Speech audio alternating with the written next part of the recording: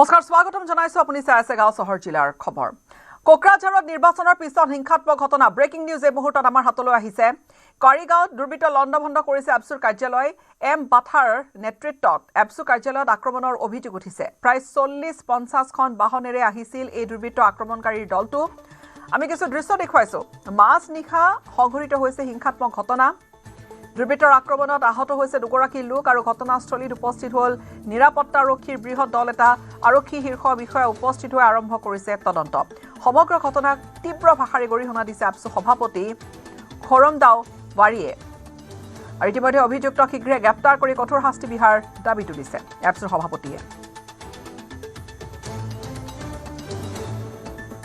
কোকৰাঝাৰত নিৰ্বাচনৰ পিছতে হিংসাত্মক ঘটনা ঘটিছে দৃশ্য কিছু দেখুৱাইছো আৰু এই হিংসাত্মক ঘটনাৰ স্থান কাৰিগাঁও দুৰ্বৃত্ত লণ্ডভণ্ড কৰি দিলে এপছুৰ কাৰ্যালয় এম বাথাৰ নেতৃত্বত এপছু কাৰ্যালয়ত আক্ৰমণৰ অভিযোগ উঠিছে প্ৰায় 40-50 খন বাহনেৰে আহিছিল আক্ৰমণকাৰীৰ দলটো আৰু মাজনিশা এই আক্ৰমণ আৰম্ভ কৰিছিল এপছুৰ কাৰ্যালয়ত দুৰ্বৃত্তৰ আক্ৰমণত আহত হৈছে দুগৰাকী লোক ঘটনাস্থলীত উপস্থিত হৈ নিৰাপত্তাৰক্ষীৰ বৃহৎ দলে বৰ্তমান পৰ্যবেক্ষণত ৰাখিছে গোটেই পৰিৱেশ আৰক্ষীৰ শীৰ্ষ বিষয়া উপস্থিত হৈ আৰম্ভ কৰিছে তদন্ত সমগ্ৰ ঘটনাক তীব্ৰ ভাষাৰে গৰিহণা দিছে এপছুৰ সভাপতি খৰমদাও ৱাৰিয়ে আৰু অভিযুক্ত শীঘ্ৰে গ্ৰেপ্তাৰ কৰি কঠোৰ শাস্তি বিহাৰ দাবী তুলিছে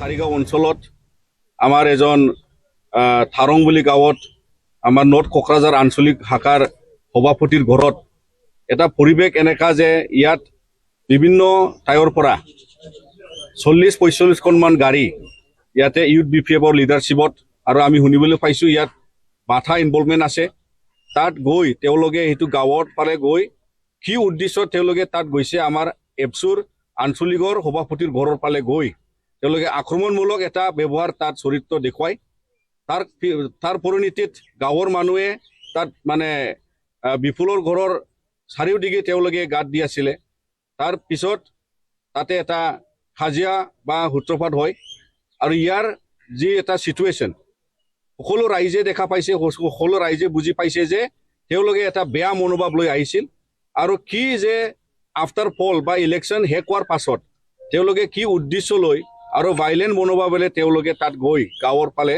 যিটো এটা ডিষ্টাৰবেন্সৰ ভাইলেন্সৰ এটা চিটুৱেশ্যন ক্ৰিয়েট কৰিছিলে আৰু তিনি গগৈৰ সন্দৰ্ভত ৰাজ্যিক বিজেপিৰ সভাপতি দিলীপ শইকীয়াই কিছু মন্তব্য কৰিছে তিনি গগৈৰ পৰিয়াল কেন্দ্ৰিক আৰু ব্যক্তি কেন্দ্ৰিক ৰাজনীতিৰ ওপৰলৈ নাযায় বুলি তেওঁ মন্তব্য কৰিছে ইয়াৰ লগতে আৰু ক'লে তেওঁ যে তিনি গগৈ যদি বিৰোধীৰ ফালে আছে 3 লাখ গগৈ বিজেপিৰ ফালে আছে তিনি গগৈ কংগ্ৰেছ দলৰ নেৰেটিভ আখ্যা দিলীপ শইকীয়াৰ নুৰিনজ্যোতি গগৈ অখিল গগৈৰ নেৰেটিভ নহয় তিনি গগৈ বৰুৱা শইকীয়া বাদ দি বৃহত্তৰ অসমীয়া জাতি হৈ থকাৰ আহ্বান কৰিলে দিলীপ শইকীয়াই এইটো তিনি গগৈটো এটা ফেক নেৰেটিভ অসমত কেৱল গগৈ আছে নেকি শইকীয়া মই নিজে এই বৰুৱা নিজে বহি আছে প্ৰধান বৰুৱা এইফালে উপাধ্যায় বহি আছে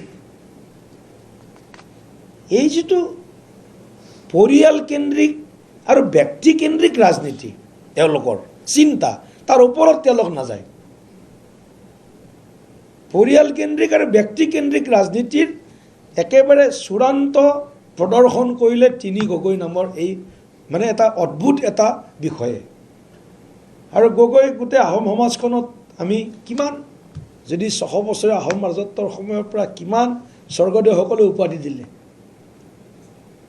অকল গগৈহে থাকিলনে শইকীয়াতো কোনো নামেই নল'লে গোটেই ইলেকশ্যনটোত আপোনালোকে নল'লে গতিকে কিমান যদি তিনি গগৈ সেইফালে আছে 3 লাখ গগৈ আমাৰ ফালেও আছেতো গতিকে সেইটো কাৰণে এইটো এটা ফেক নেৰেটিভ আৰু এটা এষ্টাব্লিছ তেওঁলোকে কৰিব বিচাৰিছে যে আমাৰ যিটো ৰাজনৈতিক এটা ধাৰা তেওঁলোকে সৃষ্টি কৰি বিচাৰিছে যে কংগ্ৰেছৰ ইশাৰাত উঠা বহা কৰা এইটো কংগ্ৰেছ দলৰ নেৰেটিভ দেই এইটো নহয় বোলো লৰিনে কৰা নাই এইটো অখিলে কৰা নাই তিনি গগৈটো কংগ্ৰেছ দলে এইটো নেৰেটিভ এষ্টাব্লিছ কৰিব বিচাৰিছিলে বা কৰিছে চেষ্টা কৰিছে লৰিনৰ বা অখিলক মই নকওঁ এই কথাটোত এইটো গৌৰৱ গগৈয়ে এইটো জানি শুনি এটা ডাইনেষ্টিক বা এটা ইণ্ডিভিজুৱেলিষ্টিক যিটো কয় ব্যক্তিবাদ আৰু পৰিয়ালবাদ, এইটো চূড়ান্ত প্ৰদৰ্শন এই তিনি গগৈৰ নিচিনা এটা ধাৰণা।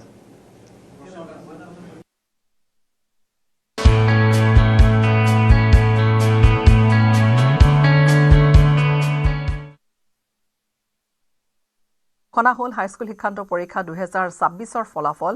শীৰ্ষৰ 3টা স্থান লাভ কৰিছে মুঠ 4গৰাকী পৰীক্ষাৰ্থীয়ে। প্ৰথম স্থানত পাটাচাৰকুছিৰ শংকৰদেৱ শিশু নিকেতনৰ জ্যোতিৰ্ময় দাস, 591 নম্বৰ লাভ কৰিছে জ্যোতিৰ্ময় দাসে। ইফালে অসমীয়া আৰু গণিত জ্যোতিৰ্ময় 100 নম্বৰকৈ পাইছে। দ্বিতীয় স্থানত উজলিল বিশ্বনাথৰ অম্বিকাগিৰি ৰায়চৌধুৰী জাতীয় বিদ্যালয়ৰ আকাংক্ষা ভূঞা, 589 নম্বৰ লাভ কৰিছে আকাংক্ষা ভূঞাই। যুটীয়াকৈ তৃতীয় স্থান লাভ কৰিলে দুগৰাকী পৰীক্ষাৰ্থীয়ে, এগৰাকী ডিব্ৰুগড়ৰ লিটল ফ্লাৱাৰ HS স্কুলৰ জিয়া ফাৰাহ ইছলাম, তেওঁ তৃতীয় স্থানত থাকিল, আৰু লিটল ফ্লাৱাৰ স্কুল নলবাৰীৰ ছাত্ৰ সুৰজিৎ আখতাৰ, তেওঁ একেলগে যুটীয়াকৈ লাভ কৰিলে তৃতীয় স্থান। মুঠ 588 নম্বৰকৈ লাভ কৰিছে জিয়া ফাৰাহ ইছলাম আৰু সুৰজিৎ আখতাৰে, সেয়েহে দুয়োগৰাকী তৃতীয় স্থানত যুটীয়াকৈ। আৰু এইবাৰ হাইস্কুল শিক্ষান্ত পৰীক্ষাত যি উত্তীৰ্ণৰ হাৰ সেয়া হৈছে 65.62%। প্ৰথম বিভাগত উত্তীৰ্ণ হৈছে 85,189 গৰাকী শিক্ষাৰ্থী। দ্বিতীয় বিভাগত উত্তীৰ্ণ হৈছে 1,50,167 গৰাকী। তৃতীয় বিভাগত উত্তীৰ্ণ 46,345 গৰাকী। 2026 4,38,564 জন, 4,38,564 আৰু এবসেণ্ট হৈছে 9,315, উইথহেল্ড মাত্ৰ 5 জন, এক্সপেল কিন্তু 135, যোৱাবাৰ যদি 101 আছিল এবাৰ 135 জন।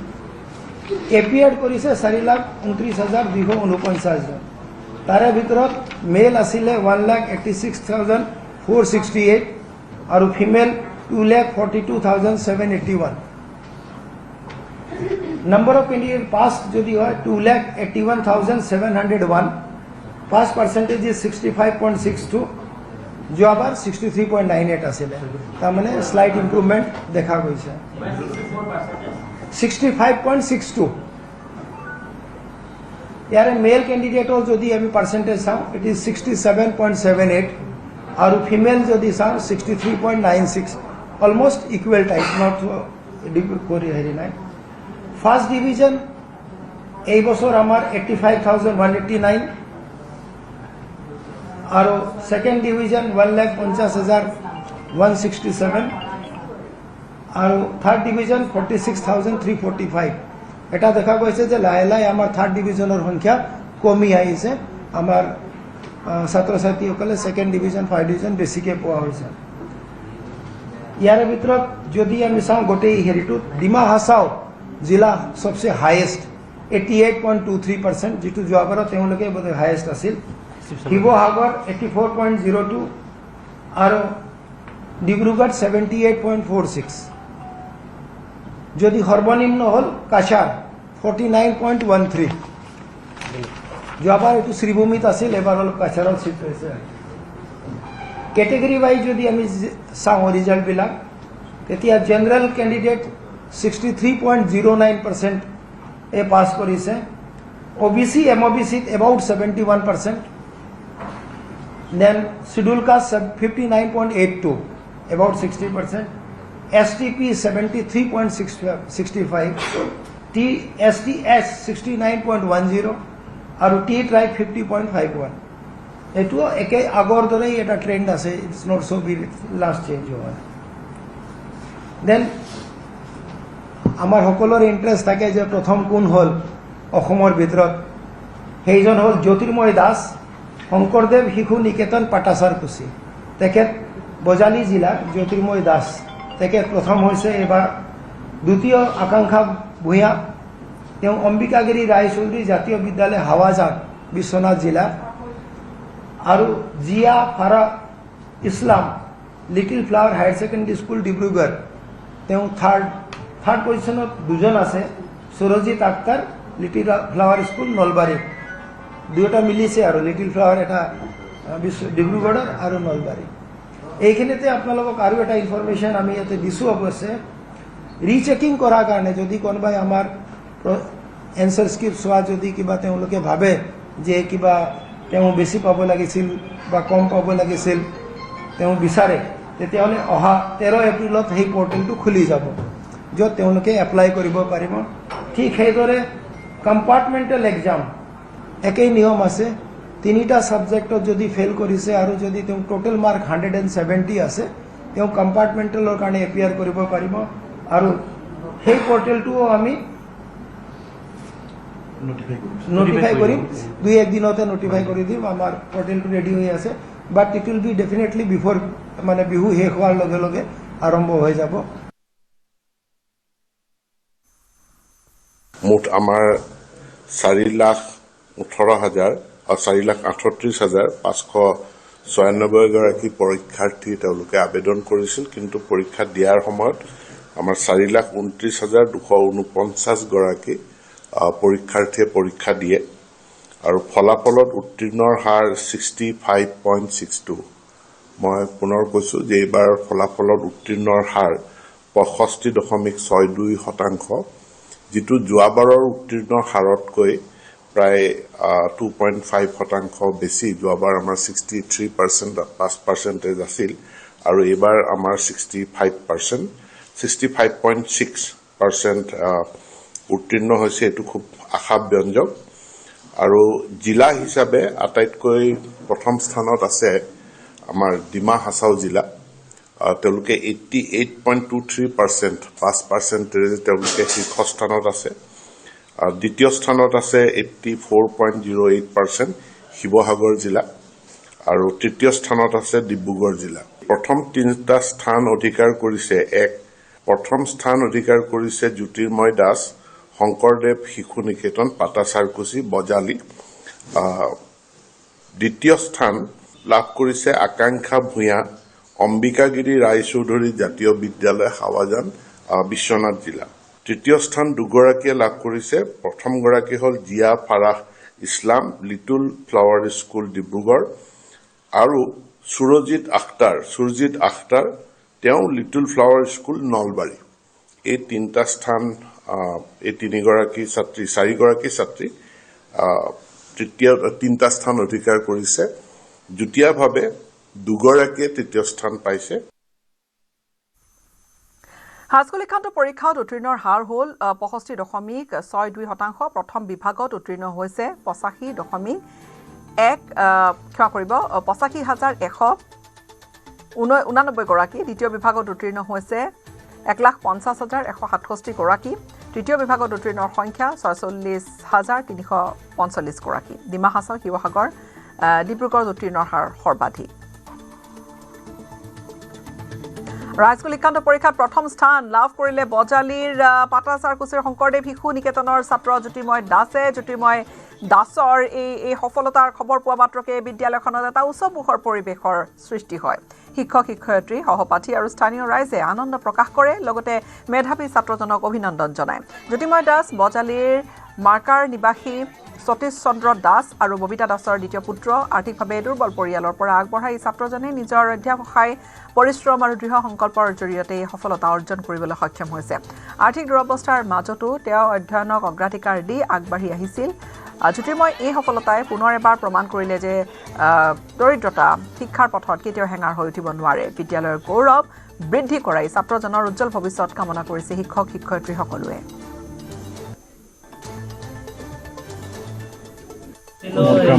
প্ৰথম স্থান লাভ কৰিম বুলি ভবা নাছিলোঁ সেই হিচাপত বহুত ভাল লাগিছে প্ৰথম স্থান লাভ কৰিম বুলি ভবা নাছিলোঁ কি ধৰণে আগবাঢ়িছিলা দৈনিক কাম দৈনিক কৰিছিলোঁ দৈনন্দিন মানে দেৰি নকৰোঁ যি হোমৱৰ্ক দিয়ে বা যিখিনি শিকায় সেইখিনি ঘৰত ৰিভিজন কৰোঁ এনেদৰে পিছলৈকে বেছি দিগদাৰি হোৱা নাছিলোঁ যি শংকৰদেৱ শিশু নিকেতন ভাঙা সেই ধাৰা এইবাৰো অক্ষুণ্ণ আছে আপুনি শংকৰদেৱ শিশু নিকেতনৰ ছাত্ৰ হিচাপে কি ক'বা আমাৰ স্কুলত যিহেতু পাঠ্যক্ৰমৰ উপৰিও এজন ভাল ব্যক্তি হিচাপে কেনেকৈ গঢ়িব পাৰি সেই বিষয়তো শিক্ষা দিয়া হয় তাৰ বাবেও আচাৰ্যহঁতক ধন্যবাদ জ্ঞাপন কৰিছোঁ আৰু আচাৰ্যহঁতে ইমান কষ্ট কৰিছে মোৰ কথা আটাইবোৰ ছাত্ৰ ছাত্ৰীৰ বাবে তাৰ বাবে আজি এটা ভাল ফলাফল কৰিবলৈ সক্ষম হোৱা বুলি ভাবোঁ ডাঙৰলৈ কিহৰ লক্ষ্য ৰাখিছা এজন চিকিৎসক হোৱাৰ ইচ্ছা আছে।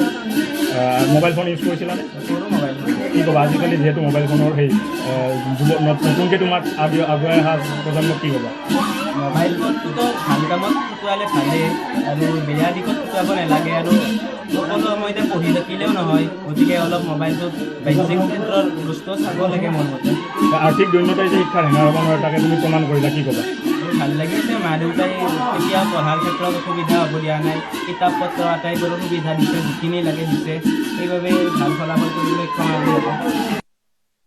পাৰিছোঁ আৰু গোটেই দিব পৰা নাই, হয়তো পিছৰ পাতিও বা ঘৰুৱা সুবিধাও বেছি দিব পৰা নাই, তথাপিতো একদম পঢ়ি কিন্তু দেউতাকে জিংকে নহ'লেও আনি দিয়ে, পঢ়ি আৰু সেই নকৰে। ৰাজ্যৰ ভিতৰতে প্ৰথম স্থান লাভ কৰিবলৈ কেনেকুৱা মাতৃ হিচাপে কি অনুভৱ বিৰাট সুখী আজি আৰু ভাল লাগিছে যে এটা সি ভাবি আছিল, এনে ইমান ভাবা নাছিল ভাল ৰিজাল্ট হ'ব বুলি, আমিও ভাবি আছিলোঁ, তথাপিতো ভাবা নাছিলোঁ ইমান যি প্ৰথম স্থানে পাব। আজি বহুত আনন্দ লাগিছে। শিক্ষক হিচাপে আমি ছাত্ৰৰ দ্বাৰাই গৌৰৱান্বিত হ'ব খোজোঁ আৰু ছাত্ৰ যে এতিয়াও পঢ়িলে নিজৰ তেওঁলোকৰ যে লক্ষ্য এইটোত উপনীত হ'ব পাৰে, আজি হয়তো আমাৰ স্কুলৰ এই জ্যোতিৰ্ময় দাসে এইটো প্ৰমাণ কৰি দিলে। আৰু তেওঁ পঢ়ি থকা কালতো যিখিনি পাইছোঁ অত্যন্ত শান্ত, নম্ৰ আৰু অধ্যয়ন পুষ্ট ল'ৰা আছিল। তেওঁ পঢ়াৰ বাহিৰে আন কোনো কামত ইয়াত নিকেতনত আমি তেওঁক মানে বেলেগ কামত দেখা নাই। আৰু ঘৰুৱা পৰিৱেশো বহুত ভাল, মাক দেউতাকে যিমান পাৰে সহযোগ দিছে। আৰু মুঠতে আটাইয়ে আমি এই অঞ্চলৰ যিখিনি মানুহৰ উদ্দেশ্য আছিল নিকেতনখন খোলাৰ, স্কুলখন খোলাৰ, সেইখিনি যেন ফলৱতী হৈছে আৰু তাকেই আজি কামনা কৰিছে আৰু বহুত ভাল লাগিছে। হাইস্কুল শিক্ষান্ত পৰীক্ষাৰ দ্বিতীয় স্থানত উজ্জ্বলিল আকাংক্ষা ভূঞা। বিশ্বনাথৰ অম্বিকাগিৰি ৰায়চৌধুৰী জাতীয় বিদ্যালয়ৰ ছাত্ৰী হৈছে আকাংক্ষা ভূঞা। মুঠ 589 নম্বৰ লাভ কৰিছে ছাত্ৰীগৰাকীয়ে।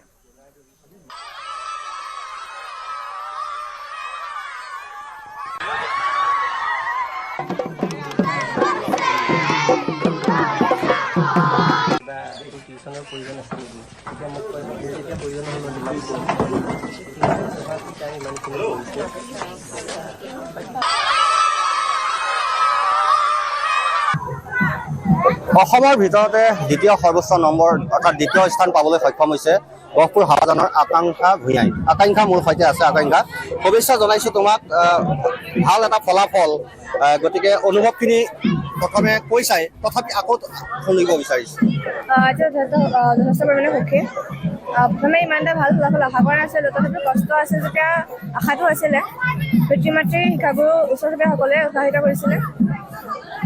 কেনেকুৱা এতিয়া যেতিয়া ফলাফল লাভ কৰিলা, দেউতা মায়ে তোমাক কি কৈছে?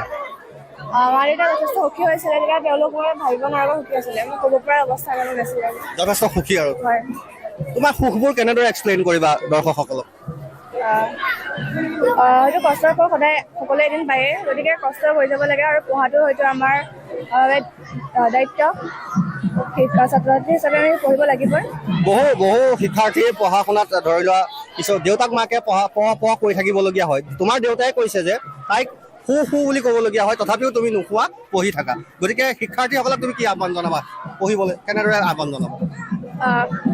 পিছত পঢ়িম বুলি নাথাকি বৰ্তমান যিহেতু ক্লাছ আৰম্ভ হৈছে, আৰম্ভণিৰ পৰাই অলপ অলপকৈ পঢ়িব লাগে। যিহেতু এটো দুটো পানী লগ লাগি সাগৰ সৃষ্টি হয়, সেইদৰে অলপ অলপকৈ পঢ়িলে জ্ঞানৰ ভাণ্ডাৰটো বাঢ়িব। তদুপৰি ৰিভাইজ কৰিব লাগে বাটবোৰ খৰচমাই কৰিবলৈ চেষ্টা কৰিব। বহু শিক্ষাৰ্থীয়ে ভাবে, কিছু শিক্ষাৰ্থীয়ে মোৰ বাবে ইংৰাজী বিষয়টো বৰ টান, বা অংক বিষয়টো বৰ টান, বা এডভান্স মেথমেটিক্স বিষয়টো বৰ টান। আচলতে টান বুলি কিবা আছে নেকি পঢ়াত? আচলতে টান বুলি পঢ়াত একো নাই, যিবোৰ টান পোৱা হয় এইবোৰ নিজে ভাবা হয়।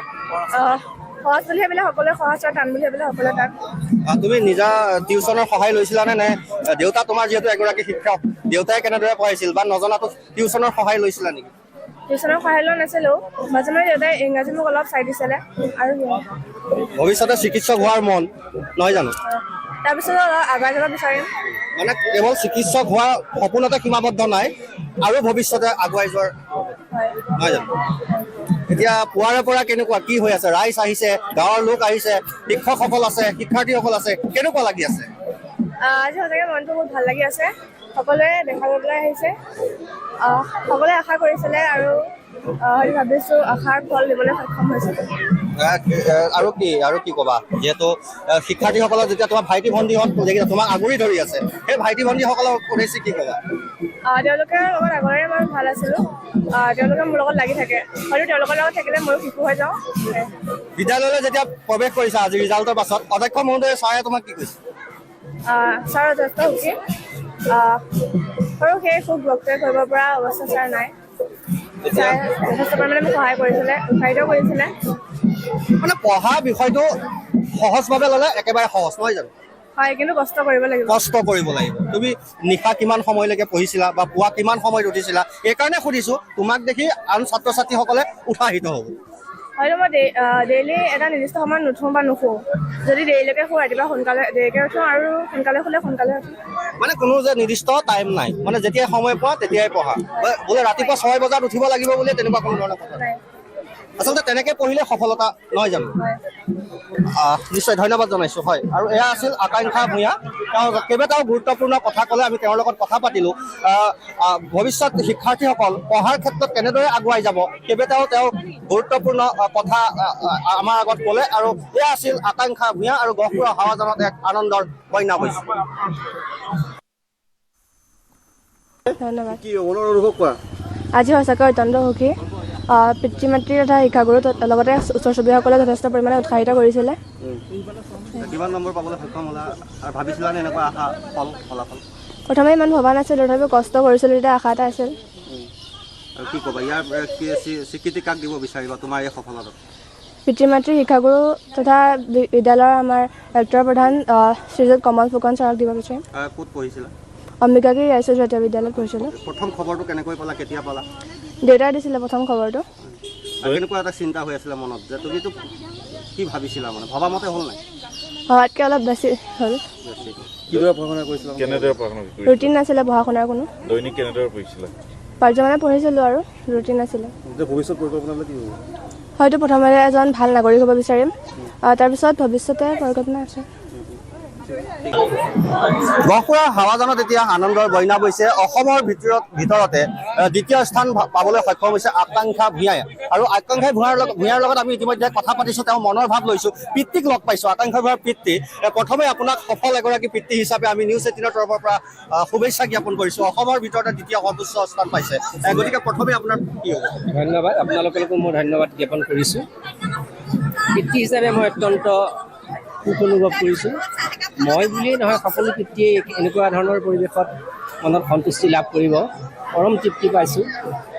নিয়মীয়াকৈ পঢ়িছে, বিদ্যালয়খন অত্যন্ত ভাল, বিদ্যালয়খনে যিমানখিনি ছাত্ৰ ছাত্ৰীক দিব লাগে আটাইখিনি দিছে। পিতৃ হিচাপে তাই পঢ়া শুনাৰ ক্ষেত্ৰত আপুনি কেনেদৰে চোৱা চিতা কৰিছে? পিতৃ হিচাপে মই এগৰাকী শিক্ষক। মই বৰ্তমান ধুবুৰী উচ্চতৰ মাধ্যমিক বিদ্যালয়ৰ অধ্যক্ষৰ আসনত আছোঁ। মই খুব কম সময় পাওঁ তাইক লাগিবলৈ, কিন্তু মই এটা কথা সদায় মনত ৰাখিছিলোঁ, সদায় যেতিয়া বিদ্যালয়ৰ পৰা ঘৰলৈ যায় মই তাইক কিন্তু সদায় তোক আজি কি পঢ়ুৱাইছে, আৰু মই সদায় বহি চাওঁ, সদায় তাইৰ লগত মই সম্পৰ্ক ৰাখোঁ। সদায় এনেকুৱা এটা সময় নাই মই তাইক কিবা অসুবিধা আছে নেকি, এইটো কথা মই সদায় তাইৰ লগত কথা পাতোঁ আৰু বুজিবলৈ চেষ্টা কৰোঁ। সিহঁতক লৈয়ে মোৰ জীৱনটো।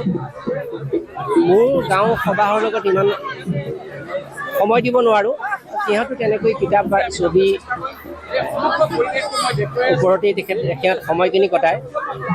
ৰাইজে আশীৰ্বাদ দিছে, ভগৱানে আশীৰ্বাদ দিছে। কেতিয়াবা পঢ়াৰ ক্ষেত্ৰত তাইক আপোনালোকে ফ'ৰ্চ কৰিছিল নেকি, যে তই ইমান নম্বৰ পাবই লাগিব বা এনেকুৱা কিবা কৰিছিল? নাই, সেইটো কেতিয়াও হোৱা নাই।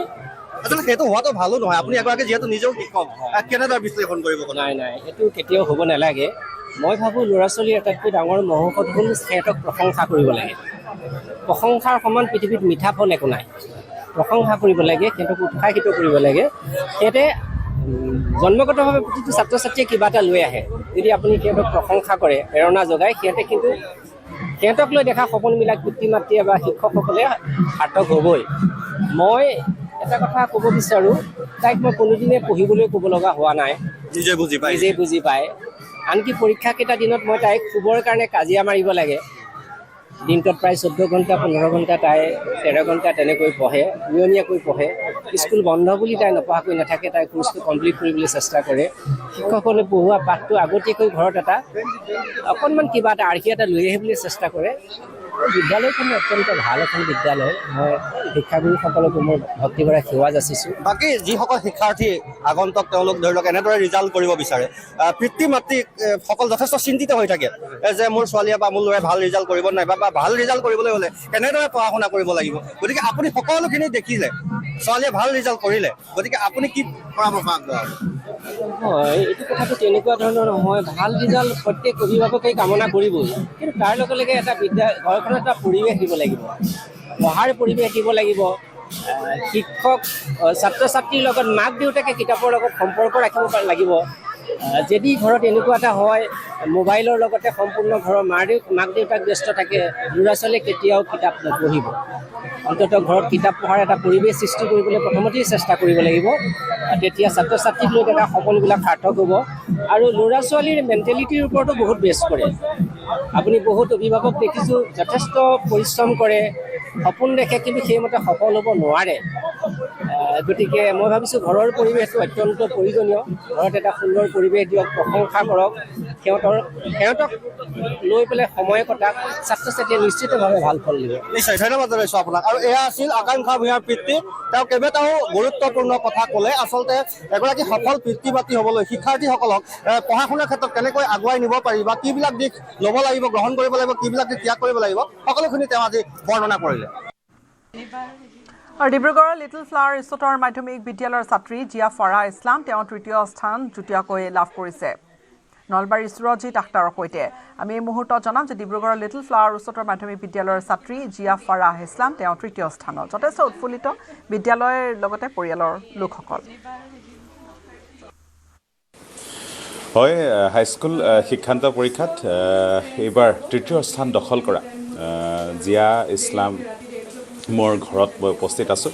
ডিব্ৰুগড়ৰ লিটল ফ্লাৱাৰ স্কুলৰ পৰা তেওঁ তৃতীয় স্থান দখল কৰিছে এইবাৰ হাইস্কুল শিক্ষান্ত পৰীক্ষাত। আৰু পোনপটীয়াকৈ ডিব্ৰুগড় মিলন নগৰ যিখন তেওঁৰ ঘৰ, তাত আছোঁ আৰু জিয়াৰ লগত কথা পাতিবলৈ চেষ্টা কৰিম পোনপটীয়াকৈ। তেওঁ আছে জিয়া। আমি এইখিনি সময়ত সেই পৰিৱেশ দেখুৱাইছোঁ, ঘৰটোৰ সকলো লোক আছে, উপস্থিত আছে। আমি অন্য সংবাদ মাধ্যমৰ একেলগে যি সময়ত বাতৰি সংগ্ৰহ কৰি থকা হৈছে এইখিনি সময়ত, আৰু সেই পৰিৱেশ মই বৰ্তমান দেখুৱাই দিছোঁ। ঘৰখনৰ যদি পৰিৱেশ পিতৃ মাতৃৰ লগত আছে আৰু শুভকামনা তোমালৈ। প্ৰথম ৰিয়েকশ্যন কি হ'ব? প্ৰথম ৰিয়েকশ্যন একচুৱেলি চকু পানীহে ওলাইছিলে। একচুৱেলি বহুত ভাল লাগিছিলে। মোৰ পেৰেণ্টছক যে মই প্ৰাউড ফিল কৰাব পাৰিছোঁ, মোৰ স্কুলক প্ৰাউড ফিল কৰাব পাৰিছোঁ, সেইটো কাৰণে মোৰ কেনেধৰণে অধ্যয়ন কৰা হৈছিলে, কিমান সময় পঢ়িছিলা বা এনেধৰণৰ এটা ৰিজাল্টৰ আশা কৰিছিলানে? আশা কৰিছিলোঁ বুলি মই ক'লে মানে ভুল হ'ব। মোৰ পেৰেণ্টছে, ৰিলেটিভছে, স্কুল আৰু ফ্ৰেণ্ডছে বেছি আশা কৰিছিলে যে জিয়া তই ষ্টেণ্ড কৰিবি বুলি। কিন্তু মই ভাল এটা ৰিজাল্ট হ'ব বুলিকৈ পঢ়িছিলোঁ, ভালকৈ হাৰ্ডৱৰ্ক কৰিছিলোঁ, আৰু এইটো হোৱাটো একচুৱেলি বহুত এটা মিৰাকল নিচিনা ক'ব পাৰোঁ। কিমান সময় অধ্যয়ন কৰা হৈছিলে, কেনেকুৱা আছিলে? প্ৰি বৰ্ডছৰ আগত পঢ়িবলৈ বেছি সময় পোৱা নাছিলোঁ, বিকজ স্কুলছ আছিলে, টিউশ্যনছ আছিলে। কিন্তু জানুৱাৰী মাহত আৰু ফেব্ৰুৱাৰীত পঢ়িছিলোঁ। আই থিংক মেক্সিমাম মই 16 আৱাৰ্ছে পঢ়িছিলোঁ এদিন, আৰু মিনিমাম কিবা কৰি হ'লেও 11-12 কৰিব চাইছিলোঁ, মাজতে ব্ৰেকছ লৈছিলোঁ। আৰু মানে ছ'চিয়েল মিডিয়া ইউজ কৰা হৈছিলে যে যিটো সময় আছিলে, যে এতিয়া ছ'চিয়েল মিডিয়াৰ সময় বিশেষকৈ কেতিয়াবা ইউজ কৰা হৈছিলে, ব্যৱহাৰ কৰিছিলানে? হয়, কৰিছিলোঁ। আই থিংক ইউটিউবে বেছিভাগ বা হোৱাটছএপত কেনেবাকৈ অধ্যয়নত সহায় কৰিছিলে, পঢ়া শুনাত সহায় কৰিছিলে। এতিয়া ফিউচাৰত কি কৰিম? ফিউচাৰত মই এগৰাকী চিকিৎসক হ'ব বিচাৰোঁ, নীট কোচিঙো কৰি আছোঁ। So' hopefully I can serve my country by becoming a doctor. ক'ত পঢ়িবা এতিয়া? মই এতিয়া আৰ্কেট পঢ়ি আছোঁ। আৰ্কেট পঢ়ি আছা, শুভকামনা তোমালৈ। Thank you. এয়া আছিল জিয়া ইছলাম, আৰু এইখিনি সময়ত জিয়া ইছলামৰ ঘৰৰ পৰা সেই পৰিৱেশ দেখুৱালোঁ নিউজ 18ৰ দৰ্শকসকলক। জিয়াই সৰুৰ পৰাই খুব ভালদৰে পঢ়া শুনা কৰে, অবিডিয়েণ্ট হয়, আৰু স্কুলত যিখিনি পঢ়াই তাই সেইখিনি ঘৰত মানে ফ'ল' কৰে। সৰুৰ পৰা মই তাইক পঢ়াইছিলোঁ, চাইছিলোঁ, কিন্তু মানে বহুত মন দিয়ে। কিন্তু কি ক'ম আৰু, কষ্ট কৰিব পাৰে, যেতিয়ালৈকে কমপ্লিট নহয় চিলেবাছ তাই নুশুঠে পঢ়াৰ পৰা। এই অনুভৱ কেনেকুৱা? খুব সুন্দৰ, খুব ভাল লাগিছে। আজি এটা ডিকেডৰ তাইৰ ৰিজাল্ট ওলালে। আজি 10-11 বছৰৰ ফলটো পালে তাই, কষ্টৰ ফল বুলিয়ে ক'ব লাগিব। মাক হিচাপে আজি গৌৰৱ অনুভৱ কৰিছোঁ লিটল ফ্লাৱাৰ স্কুললৈ ডিব্ৰুগড়লৈ সুনাম কঢ়িয়াই আনিছে।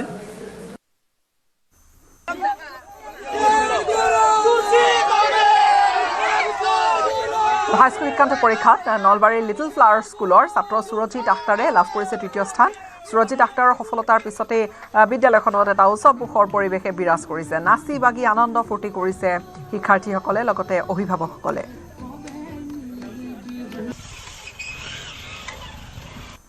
মই ক'ব বিচাৰোঁ যে এই যিটো স্থান পাইছোঁ এইটোত মোৰ বিদ্যালয়, মোৰ গাঁওখন, মোৰ পিতৃ মাতৃ, মোৰ দাদা, মোৰ দৈনন্দিন জীৱনত জড়িত সকলো ব্যক্তিৰে অৱদান আছে।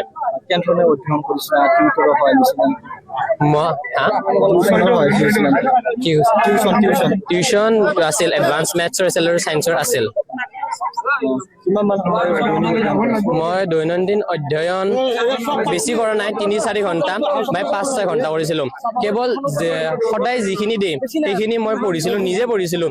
কাৰো পৰা পঢ়া মানে নিজে পঢ়িলে চব হৈ যাব, সেইখিনিয়ে ক'ম। আৰু মই তোমালোকৰ নিচিনা সাধাৰণ ছাত্ৰই এজন। মই যিখিনি পাইছোঁ তোমালোক পাবলৈ সক্ষম হ'বা। কেৱল লাগিব দৃঢ়তা, নিজৰ ওপৰত বিশ্বাস, আৰু লাগিব সদায় কাম সদায় কৰি যোৱা। কেতিয়াও মানে এটা বস্তু কেতিয়াও পিছ পেলাই নেদিবা কি আজি এখন নপঢ়ো, সদায় বস্তু সদায় পঢ়ি যাবা, সেইটোৱে ক'ম। কিমান মান সময় অধ্যয়ন কৰিছিলা? 3-4 ঘণ্টা। পৰৱৰ্তী সময়ত মই ছায়েন্স লৈ নীট দি পেলাই ডক্টৰ হ'ম বুলি ভাবি আছোঁ।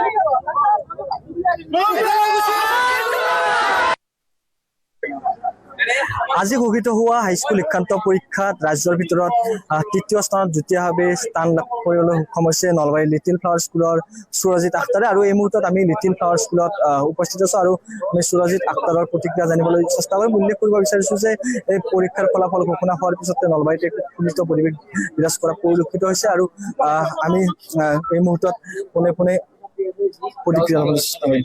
কিন্তু তাৰে আধা ঘণ্টা প্ৰায় এনে টেবুলৰ সন্মুখত বহি থাকে। সেনেকুৱা হ'ব নালাগে।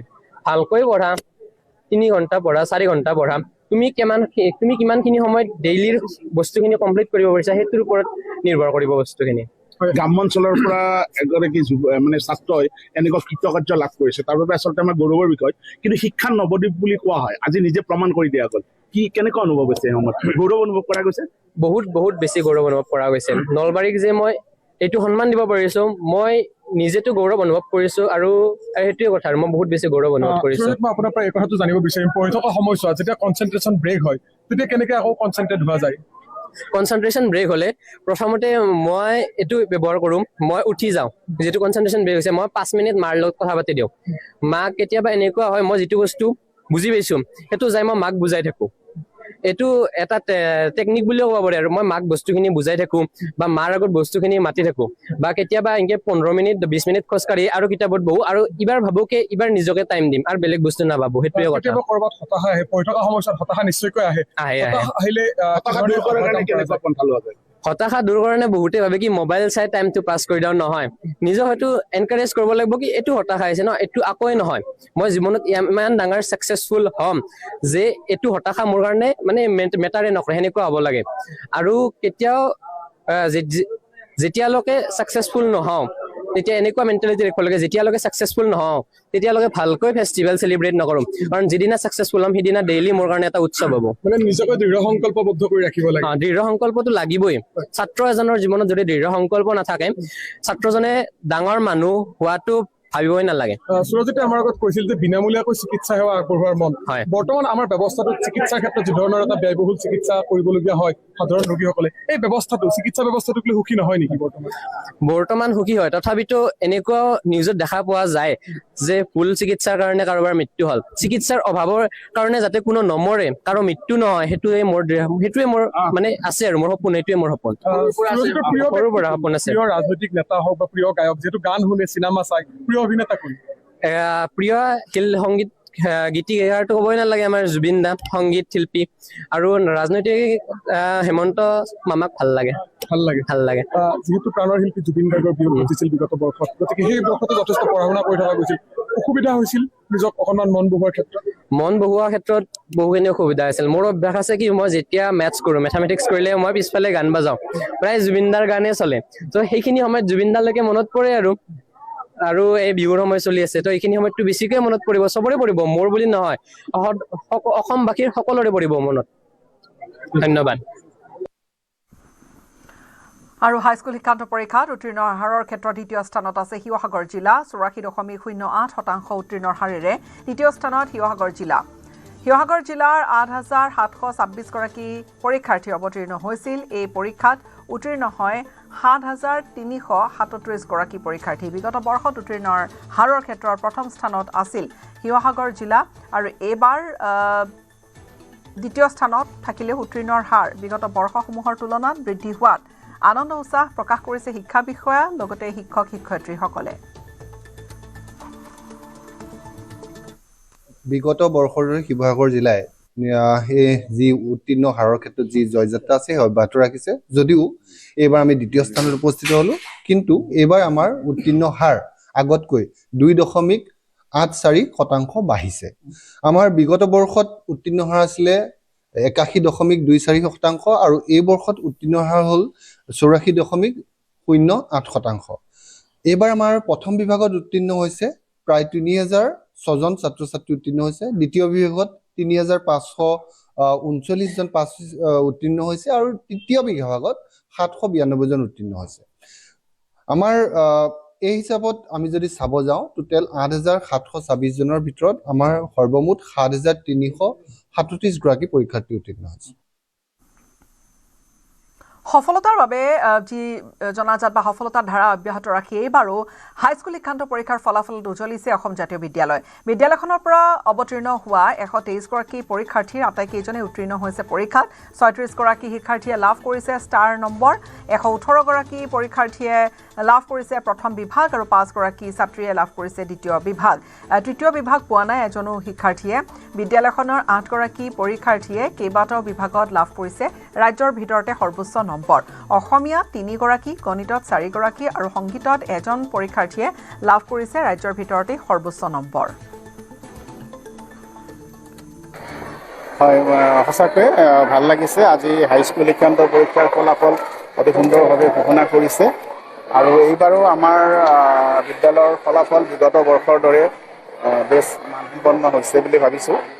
আমাৰ সৰ্বমুঠ 123গৰাকী আছিল, তাৰ ভিতৰত 118গৰাকীয়ে প্ৰথম বিভাগত উত্তীৰ্ণ হৈছে, আৰু বাকী 5গৰাকী দ্বিতীয় বিভাগত উত্তীৰ্ণ হৈছে, আৰু ইয়াৰে ভিতৰত 36গৰাকীয়ে ডিষ্টিংশ্যন পাইছে, আৰু এনাদাৰ 36গৰাকীয়ে ষ্টাৰ মাৰ্ক লাভ কৰিছে, আৰু বিভিন্ন বিষয়ত বহুতেই লেটাৰ মাৰ্ক পাইছে, আৰু ৰাজ্যৰ ভিতৰত সৰ্বোচ্চ নম্বৰ পাইছে গণিত বিষয়ত 4গৰাকীয়ে, অসমীয়া বিষয়ত 100 নম্বৰ পাই ৰাজ্যৰ ভিতৰত সৰ্বোচ্চ স্থান পাইছে 3গৰাকীয়ে, আমাৰ সংগীতত পাইছে আমাৰ এগৰাকীয়ে 100ৰ ভিতৰত 100 পাইছে। গতিকে আৰু লগতে বিভিন্ন বিষয়ত সৰ্বমুঠ আমাৰ লেটাৰ মাৰ্ক পাইছে। অসমীয়াত আমাৰ 123গৰাকী শিক্ষাৰ্থী আছিল, তাৰে ভিতৰত 81গৰাকীয়ে অসমীয়াত লেটাৰ মাৰ্ক পাইছে, ইংৰাজীত 58গৰাকীয়ে পাইছে, ছায়েন্সত 41গৰাকীয়ে পাইছে, আৰু ছ'চিয়েল ছায়েন্সত 52গৰাকীয়ে পাইছে, জেনেৰেল মেথছত 49গৰাকীয়ে লেটাৰ মাৰ্ক পাইছে, উচ্চ গণিতত আউট অফ 26 লেটাৰ মাৰ্ক পাইছে, কম্পিউটাৰত আউট অফ 24 12গৰাকীয়ে লেটাৰ মাৰ্ক পাইছে, জিঅ'গ্ৰাফীত 6গৰাকী, মিউজিকত 9গৰাকী, ডেন্সত 9গৰাকী, ফাইন আৰ্টছত 14গৰাকী, হিন্দীত 6গৰাকী আৰু হিষ্ট্ৰীত 6গৰাকীয়ে লেটাৰ নম্বৰ লাভ কৰিছে। সৰ্বমুঠ 369টা লেটাৰ মাৰ্ক আমাৰ আহিছে। গতিকে সামগ্ৰিকভাৱে আমাৰ ৰিজাল্টটো ভালেই। মেট্ৰিক পৰীক্ষাৰ ফলাফল লাভ কৰি উৎফুল্লিত হৈ পৰিছে শিৱসাগৰ শ্ৰী সুন্দৰমল মডাৰ্ণ স্কুলৰ শিক্ষক শিক্ষয়িত্ৰী ছাত্ৰ ছাত্ৰীসকল। বিদ্যালয়খনৰ 68গৰাকী পৰীক্ষাৰ্থীৰ আটাইকেইগৰাকী উত্তীৰ্ণ হৈছে। 68গৰাকীৰ ভিতৰত 64গৰাকীয়ে প্ৰথম বিভাগত উত্তীৰ্ণ হৈছে। বহু কেইগৰাকীয়ে লাভ কৰিছে ডিষ্টিংশ্যন আৰু ষ্টাৰ নম্বৰ। স্কুলখনৰ আতিক আহমেদ নামৰ পৰীক্ষাৰ্থীগৰাকীয়ে গণিত বিষয়ত লাভ কৰিছে 100% নম্বৰ। 21 বছৰ ধৰি বিদ্যালয়খনত উত্তীৰ্ণৰ হাৰ 100%। 100% উত্তীৰ্ণৰ হাৰেৰে ধাৰাবাহিকতা অক্ষুণ্ণ ৰখাত সন্তুষ্টি প্ৰকাশ কৰিছে শিক্ষক শিক্ষয়িত্ৰীসকলে। আজি ঘোষণা কৰা হাইস্কুল শিক্ষান্ত পৰীক্ষাৰ ফলাফলত শিৱসাগৰ জিলাৰ বহুকেইখন বিদ্যালয়ত 100% উত্তীৰ্ণ হোৱাৰ উপৰিও 100 নম্বৰৰ ভিতৰত 100 নম্বৰ কেইবাটাও বিষয়ত লাভ কৰিছে বহু সংখ্যক ছাত্ৰ ছাত্ৰীয়ে। ইয়াৰ ভিতৰত এখন অন্যতম শিক্ষানুষ্ঠান হ'ল শিৱসাগৰ চহৰৰ মাজমজিয়াত থকা সুন্দৰমল মডাৰ্ণ ইংলিছ স্কুল। আৰু এই শ্ৰী সুন্দৰমল মডাৰ্ণ স্কুলখনৰ 68গৰাকী ছাত্ৰ পৰীক্ষাৰ্থী এই মেট্ৰিক পৰীক্ষাত অৱতীৰ্ণ হৈছিলে আৰু 68গৰাকী পৰীক্ষাৰ্থীৰ ভিতৰত আটাইকেইগৰাকীয়ে উত্তীৰ্ণ হৈছে। লক্ষণীয় বিষয়টো হ'ল যে এই যিখন সুন্দৰমল মডাৰ্ণ স্কুল এই বিদ্যালয়খনত যোৱা 21 বছৰ ধৰি উত্তীৰ্ণ হাৰ 100%। কেইবাগৰাকী বৰ্তমান পৰীক্ষাৰ্থী আজি উত্তীৰ্ণ হোৱা ভাল ফলাফল কৰা পৰীক্ষাৰ্থী আছে, মই তেওঁলোকৰ পৰাও ভাষ্য ল'ম। কিন্তু মই প্ৰথমে জনাইছোঁ তোমালোক আটাইলৈকে অভিনন্দন। তোমাৰ নামটো? মোৰ নামটো অমন খান। হয়, এতিয়া আমাৰ আমি ইমানখিনি কষ্ট কৰিছোঁ, আজি মেট্ৰিক পৰীক্ষাৰ ফলাফল পাইছোঁ। আজি মোৰ ফলাফল মই 87.16% পাই পেলি মই ডিষ্টিংশ্যন লৈ পেলি পাছ কৰিছোঁ। আৰু যথেষ্টখিনি আমি কষ্ট কৰিছিলোঁ আৰু তাৰ আজি ফলাফল পাইছোঁ, চব খুবেই ভাল লাগিছে। আৰু আমাৰ শিক্ষক শিক্ষয়িত্ৰীসকলেও বহুতো কষ্ট কৰিছিলে, তাৰে আজি এটা শুভ পৰিণাম পাই বুলি খুব ভাল লাগিছে। তোমাৰ নামটো? মোৰ নাম ঋষিকেশ পল। মই আজি 83.33% পাইছোঁ, 5টা লেটাৰ। কেনেধৰণে অধ্যয়ন কৰিছিলা? বহুত কষ্ট হৈছিলে, কষ্টকৈ পঢ়িছিলোঁ। মানে ছাৰ বাইদেৱে বহুত কষ্ট কৰিছে, সিহঁতেও বহুত কষ্ট কৰিছে, ভালকৈ পঢ়াইছে আমাক, সেইটো কাৰণে আমাৰ এনেকুৱা ফলাফল হৈছে। তোমাৰ নামটো? মোৰ নামটো ধীমান গগৈ। মোৰ পাৰ্চেণ্টেজ হৈছে 88.33%। আৰু অভিনন্দন জনাইছোঁ। কেনেধৰণে তুমি পঢ়ি আজি এই ফলাফল লাভ কৰিলা? ইয়াৰ মানে টিচাৰ্ছখিনিও বহুত ভাল হয়। টিচাৰ্ছখিনিয়ে বহুত আমাক লগ দিছিলে, বহুতখিনি বস্তু বহুত ভালকৈ বুজাই দিছিলে। আৰু নিজৰ ঘৰত কষ্ট কৰিছিলোঁ, সেই তাৰ কাৰণে বহুত কষ্ট কৰাৰ ফলাফলত এই ৰিজাল্টটো কৰিবলৈ সক্ষম হৈছোঁ। ইয়াৰ পিছত কি কৰিবা? ইয়াৰ পিছত এখন কলেজ লৈ নিজৰ লক্ষ্যত অৱতীৰ্ণ হ'বলৈ চেষ্টা কৰিম। কলা শাখা নে আগন্তুক দিনত? মই আগলৈ গৈ ছায়েন্স ল'ম বুলি আশা ৰাখিছোঁ। তুমি আগলৈ কি? কমাৰ্চ লৈ পঢ়িম বুলি ভাবিছোঁ। মই ছায়েন্স ষ্ট্ৰীম ল'ম বুলি ভাবিছোঁ। কি হোৱাৰ ইচ্ছা? মোৰ এজন ইঞ্জিনিয়াৰ হোৱাৰ ইচ্ছা। আপোনাৰ কম্পিউটাৰ চাইন্স ডিপাৰ্টমেণ্টত মই আগলৈ গৈ বুলি কৰিম বুলি ভাবিছোঁ। হয়, ইয়াৰে প্ৰধান শিক্ষক আছে যিগৰাকীৰ বৰ্তমান নেতৃত্বত আছে এই বিদ্যালয়খন। মই পুনৰ কৈছোঁ যে 21 বছৰ ধৰি 100% উত্তীৰ্ণ হাৰ 100%, 21 বছৰ ধৰি। এই ফলাফলৰ আঁৰত কি? আৰু আজি প্ৰথমে মই আপোনাক অভিনন্দন জনাইছোঁ। আজি ফলাফলটো সবিস্তাৰে জনাব। আজি আমি অতি আনন্দিত হৈছোঁ। আজি 21 বছৰে আমাৰ আগৰ মেনেজিং কমিটি আমাৰ শুভকৰণ শৰ্মা ছাৰে তেওঁৰ নেতৃত্বতেই এটা গঢ় দি থৈ গ'ল আৰু তেতিয়াৰ পৰা এই ধাৰাটো আমাৰ চলি আছে। আজি মহন্ত হিচাপে তেখেতক মই স্মৰণ কৰিছোঁ, কৃতজ্ঞতাৰ পৰা প্ৰণাম জনাইছোঁ তেখেতৰ পৰা। আজি ফলাফলটো খুব সন্তোষজনক। আমাৰ মেনেজিং কমিটিয়েও যথেষ্ট আমাক সহায় কৰে, টিচাৰো আছে, ছাত্ৰ ছাত্ৰী সকলোৰে সহযোগতে আমি এই ফল পাইছোঁ বুলি আমাৰ 68 আছিলে, 68জনে উত্তীৰ্ণ হৈছে। প্ৰথম বিভাগত আমাৰ ডিষ্টিংশ্যন পাইছে 11জনে আৰু ষ্টাৰ পাইছে 16জনে, বাকী ফাৰ্ষ্ট ডিভিজন গৈছে 68। হয়, 68গৰাকীৰ ভিতৰত 66গৰাকীয়ে লাভ কৰিছে, প্ৰথম বিভাগত উত্তীৰ্ণ হৈছে। এই বিদ্যালয়খনৰ এনেধৰণৰ ফলাফলৰ আঁৰত কি? 1933 চনতে শ্ৰী মাৰোৱাৰী পঞ্চায়ত জনজাতব্য সমিতি বিভাগৰে এই বিদ্যালয়খন প্ৰতিষ্ঠা কৰিছিলে। প্ৰাৰম্ভিক কালত এইটো অসমীয়া মাধ্যমৰ বিদ্যালয় আছিলে, তাৰপিছত হিন্দী মাধ্যম হ'ল। 1996 চনত ইয়াক ইংৰাজী মাধ্যমত সময় সাপেক্ষে ইংৰাজী মাধ্যমত আমি প্ৰতিষ্ঠা কৰিলোঁ ইয়াক। আৰু 2000 প্ৰথম বিগত 21 বছৰে আমাৰ যিখন মেট্ৰিকৰ যি বেচ ওলাই আছে, প্ৰত্যেক বেচে 100% ৰিজাল্ট হৈ আছে। হয়, পৰীক্ষাৰ্থীসকলৰ অশেষ কষ্ট সাধনা আৰু শিক্ষক শিক্ষয়িত্ৰীসকলৰ যি চেষ্টা, সেই সকলো সমিল মিলেৰে তেওঁলোক আগবাঢ়ি গৈছে, যাৰ বাবে বছৰি এই বিদ্যালয়খনত ফলাফল কেৱল 100% উত্তীৰ্ণই নহয়, অধিকাংশ পৰীক্ষাৰ্থীয়ে এইখনত প্ৰথম বিভাগতেই উত্তীৰ্ণ হোৱাৰ অভিলেখ আছে। অনিশ্চয়তাৰ মাজত সোমাই পৰিছে আমেৰিকা আৰু ইৰাণৰ শান্তি আলোচনা। ইজৰাইল আৰু লেবাননৰ যুদ্ধবিৰতি নোহোৱা পৰ্যন্ত আলোচনা নহয়। এই মুহূৰ্তৰ ডাঙৰ এটা আপডেট। জেৰুজালেম পোষ্টত প্ৰকাশ পোৱা এই বাতৰি অনুসৰি আমেৰিকা আৰু ইৰাণ শান্তি আলোচনা গোটেই প্ৰক্ৰিয়াটো স্থগিত হৈছে এই দুখন দেশৰ মাজত। ইজৰাইল আৰু লেবাননৰ যুদ্ধবিৰতি নিশ্চিত কৰিলেহে হ'ব ইৰাণৰ আলোচনা কৰিব বুলি স্পষ্ট কৰি দিছে আমেৰিকাক ইৰাণে। অহা সপ্তাহত আছিল ইজৰাইল আৰু লেবাননৰ শান্তি আলোচনা। ইজৰাইল লেবাননৰ আলোচনাক আতিথ্য দিবলৈ সাজু হৈছে এতিয়া আমেৰিকা। ৱাশ্বিংটন ডিচিত আলোচনা পতাৰ বাবে সাজু হৈছে মাৰ্কিন ৰাষ্ট্ৰপতি ডোনাল্ড ট্ৰাম্প। অৱশ্যে কোনো আলোচনাতে সন্মতি দিয়া নাই লেবাননৰ হিজবুল্লাই। আৰু লেবাননৰে পোনপটীয়াকৈ আলোচনা বিচাৰিছে নেতান্যাহুৱে। লেবাননত ইজৰাইলৰ আক্ৰমণৰ বাবে বিঘিনি ঘটিছে এতিয়া আমেৰিকা ইৰাণৰ যুদ্ধবিৰতি প্ৰক্ৰিয়া বা আলোচনা।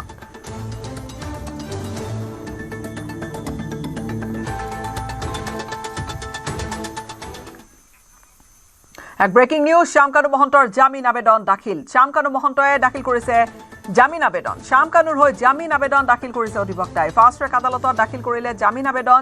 পূৰ্বে জামিন আবেদন প্ৰত্যাহাৰ কৰিছিল শ্যাম কানু মহন্তই। জামিন আবেদন প্ৰত্যাহাৰ কৰিছিল ইয়াৰ পূৰ্বতে, কিন্তু এতিয়া এই মুহূৰ্তৰ আপডেট হৈছে এফালে ফাষ্ট ট্ৰেক আদালতত চলিছে গোটেই বিচাৰ প্ৰক্ৰিয়া আৰু শ্যাম কানু মহন্তই জামিন আবেদন কৰিছে। শ্যাম কানু মহন্তৰ জামিন আবেদন দাখিল।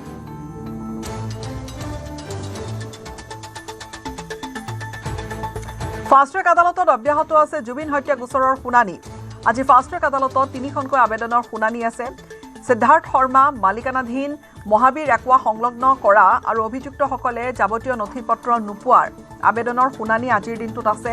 মহাবীৰ একোৱা সংলগ্ন কৰা সন্দৰ্ভত গুৱাহাটী উচ্চ ন্যায়ালয়ে ট্ৰায়েল কোৰ্টলৈ প্ৰেৰণ কৰিছিল বিষয়টো।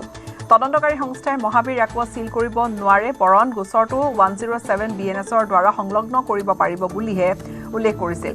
গোচৰটোত মহাবীৰ একোৱা সংলগ্ন কৰা হ'ব নে নহয় সেয়া ট্ৰায়েল কোৰ্টে নিৰ্ধাৰণ কৰিব বুলি নিৰ্দেশনা দিছিল উচ্চ ন্যায়ালয়ে। আজি ফাষ্ট ট্ৰেক কোৰ্টত হ'ব এই বিষয়ক লৈ শুনানি। ইফালে আদালতত 7 অভিযুক্তৰ সম্পন্ন হৈছে চাৰ্জ হিয়াৰিং আৰু 17 এপ্ৰিলৰ পৰা চৰকাৰী অধিবক্তাই আদালতত জনাব যুক্তি।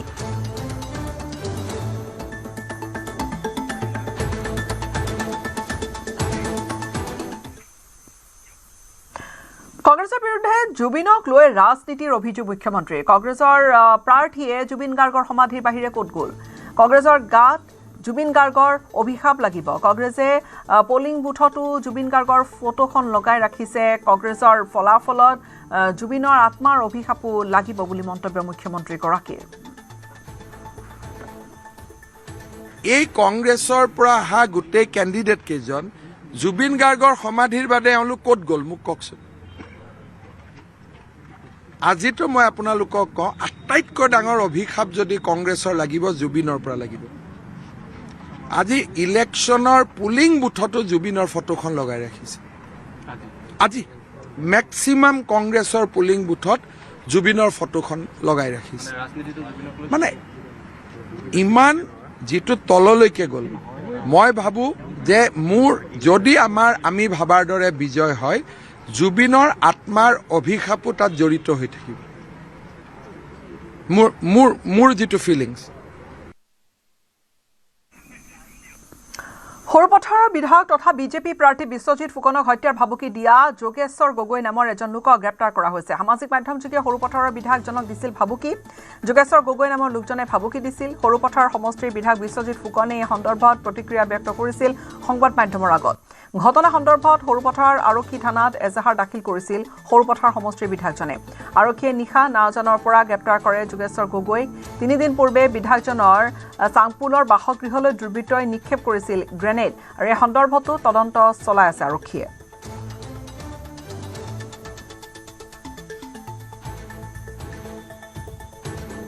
এজন ব্যক্তিয়ে সামাজিক মাধ্যমত মুকলিকৈ আমাক হত্যা কৰাৰ ভাবুকি দিছে, যিজন জীৱন চুতীয়াৰ কাষতে আছিল আৰু জীৱন চুতীয়াৰ লগত থাকি থানাৰ সন্মুখৰ পৰা আমাক হত্যাৰ ভাবুকি দিছে। মই ভাবোঁ এইটো অতি দুঃসাহস হৈছে আৰু এইটো অতি গৰ্হিত কাম হৈছে। পুলিচে নিশ্চিতভাৱে নিজাববীয়াকৈ ব্যৱস্থা ল'ব বুলি আশা কৰিছোঁ আৰু এনেদৰে যদি অৰাজক পৰিস্থিতিৰ সৃষ্টি হয়, তাকো জাতীয় পৰিষদৰ প্ৰাৰ্থী জীৱন চুতীয়াৰ নেতৃত্বত, এইটো আমাৰ কাৰণে বৰ দুৰ্ভাগ্যজনক।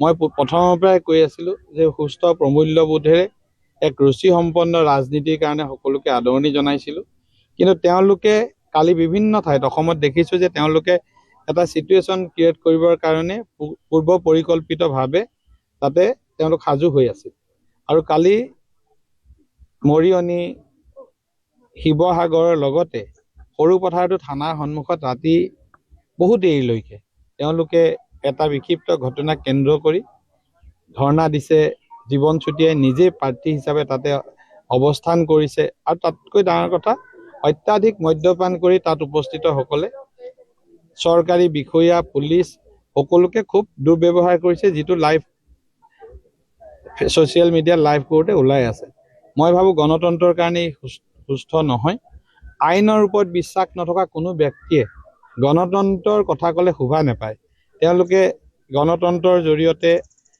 আইনৰ ৰচক হিচাপে নিজকে প্ৰতিষ্ঠা কৰিবলৈ যত্ন কৰিছে আৰু আইন অমান্য কৰি থানাৰ সন্মুখৰ পৰা আমাক হত্যাৰ ভাবুকি দিছে গতিকে মই ভাবোঁ এই তদন্তৰ আওতালৈ যিসকল জড়িত তেওঁলোকক আনিব লাগে আৰু জীৱন চুতীয়াৰ পৰিচালনাতে সেই গগৈ উপাধিৰ ব্যক্তিজনে আমাক হত্যাৰ ভাবুকি দিছে কাৰণ তেওঁ কাষতে আছে আৰু মই ভাবোঁ যে জীৱন চুতীয়াই এইটো এটা গৰ্হিত কাম কৰিছে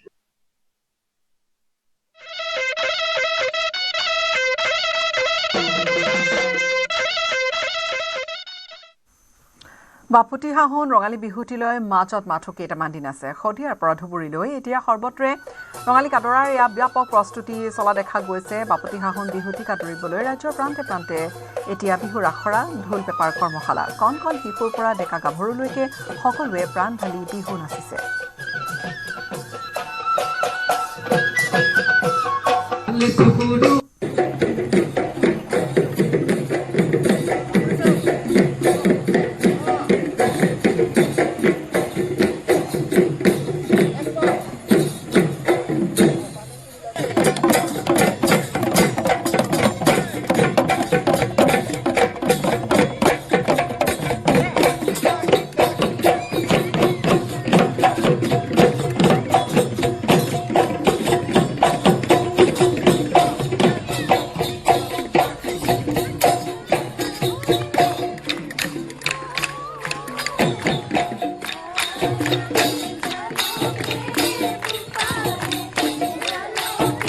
এবাৰ ৰঙালী বিহুলৈ মাজত মাথো কেইটামান দিন ৰঙাপৰাটো দেখিবলৈ পোৱা গৈছে বিহুৰ কৰ্মশালা ৰঙাপৰা আঞ্চলিক ছাত্ৰ সন্থ আৰু সমন্বয় সমিতিৰ উদ্যোগত এনেদৰে বিহু কৰ্মশালা অনুষ্ঠিত হোৱা দেখিবলৈ পোৱা গৈছে আৰু ৰঙাপৰাৰ বিভিন্ন অঞ্চলৰ পৰা অহা যুৱতীসকলে কিন্তু এই যি বিহুৰ কৰ্মশালা সেই বিহু কৰ্মশালাত তেখেতসকলে অংশগ্ৰহণ কৰা দেখিবলৈ পোৱা গৈছে বিহু নাচৰ লগতে ঢোল বাদনৰ এক প্ৰশিক্ষণ প্ৰদান কৰি থকা দেখিবলৈ পোৱা গৈছে আৰু ৰঙাপৰা অঞ্চলৰ যিসকল যুৱতী সেই যুৱতীসকল ইয়াত এনেদৰে অংশগ্ৰহণ কৰা দেখিবলৈ পোৱা গৈছে ৰঙাপৰা আঞ্চলিক ছাত্ৰ সন্থাৰ সভাপতি আছে মই তেখেতৰ পৰা এই ক্ষেত্ৰত জানিবলৈ চেষ্টা কৰিম হয় কি ক'ব দাদা আপোনালোকৰ ইয়াত ৰঙাপৰা আঞ্চলিক ছাত্ৰ সন্থা আৰু সমন্বয় সমিতিৰ উদ্যোগত বিহু কৰ্মশালা অনুষ্ঠিত হৈছে হয় আমি প্ৰত্যেক বছৰৰ দৰে ৰঙাপৰা আঞ্চলিক ছাত্ৰ সন্থা আৰু ৰঙাপৰা সমন্বয় সমিতিৰ যৌথ উদ্যোগত আমি 12 দিনীয়া বিহু নাচ আৰু ঢোল বাজনা কৰ্মশালা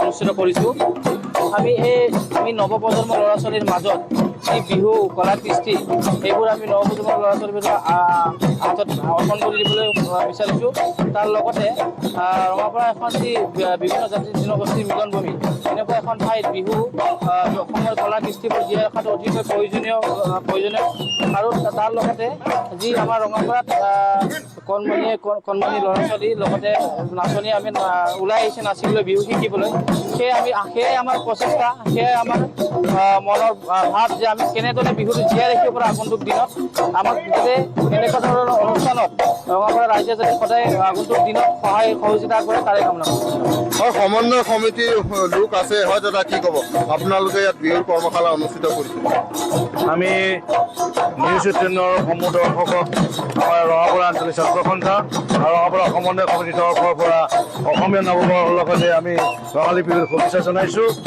আমাৰ উদ্দেশ্য হ'ল আমি অসমীয়াৰ যিটো বাপুতিসাহোন বিহু আমাৰ সংস্কৃতি আমি জীয়াই ৰখাৰ উদ্দেশ্য আৰু ৰঙাপৰা অঞ্চলটো আমাৰ বিভিন্ন জাতি ধৰ্মৰে ভৰা আমি সকলো ধৰ্মৰ মানুহে সকলো জাতি জনগোষ্ঠীৰ মহিলাসকলে নাচনীসকলে আমাৰ আজি ওলাই আহিছে বিহু নাচ শিকিবৰ কাৰণে আৰু আমি অসমৰ বিহু সুৰক্ষা সমিতি